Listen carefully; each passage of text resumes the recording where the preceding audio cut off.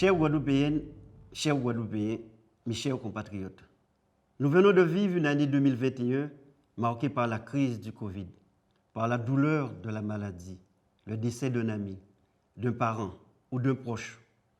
Nos soignants sont restés mobilisés au service des malades et des familles pour sauver des vies. Nos enfants ont été les victimes silencieuses d'un lien social en péril, pourtant si essentiel à leur âge. Victimes, tout comme nos entreprises, nos services, nos activités qui ont subi la restriction, la dégradation, l'inactivité, parfois la disparition.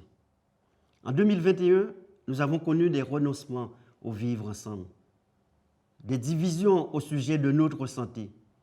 Nous avons perdu en chemin ceux qui ont fait l'histoire. Nous avons été déstabilisés par les confinements, les déconfinements, les ambiances délétères, le chômage et le coût de la vie qui a considérablement augmenté. Mais une tragédie ne doit jamais avoir le dernier mot. Tous ces jours douloureux ne doivent pas nous faire renoncer à l'avenir. C'est donc avec responsabilité que nous nous relèverons ensemble pour faire face à une probable 5e vague du Covid. En ce qui me concerne, je veillerai à ce que le conseil départemental prenne toute sa part au maintien des solidarités. Je sais pouvoir compter sur l'ensemble des élus et le personnel départemental dont la mobilisation et l'implication ont été sans faille. C'est par nos efforts conjugués que nous retrouverons en 2022 une vie économique et sociale apaisée. Notre Guadeloupe va redémarrer. Elle fonctionnera à nouveau dans la sérénité et dans la cohésion. La jeunesse guadeloupéenne nous a adressé une demande d'espoir ainsi que son désir de contribuer à la construction du pays. Nos jeunes sont porteurs de projets. C'est à nous d'aller vers eux. Soyons tous au rendez-vous du nouveau souffle économique et social pour la formation, pour l'emploi, pour la création d'entreprises.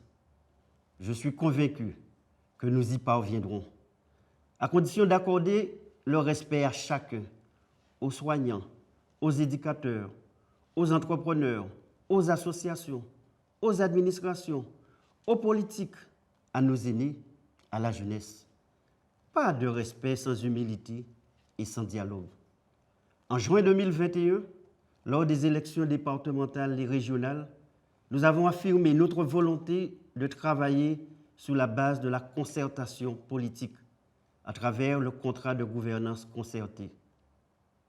Depuis novembre, les élus guadeloupéens font preuve d'une solidarité inédite pour sortir de cette difficile crise. Pour 2022, j'émets le vœu que nous réussissons la Guadeloupe avec chaque Guadeloupéenne, avec chaque Guadeloupéen pour 2022. Je nous souhaite, mes chers compatriotes, de garder la volonté, l'espoir et la santé, et que le bonheur efface nos peines. Pour 2022, protégeons-nous et restons réunis autour de l'idée que le lien social est une source de progrès. Bonne et belle année 2022 à tous et à chacun. L'amour, force et puis courage.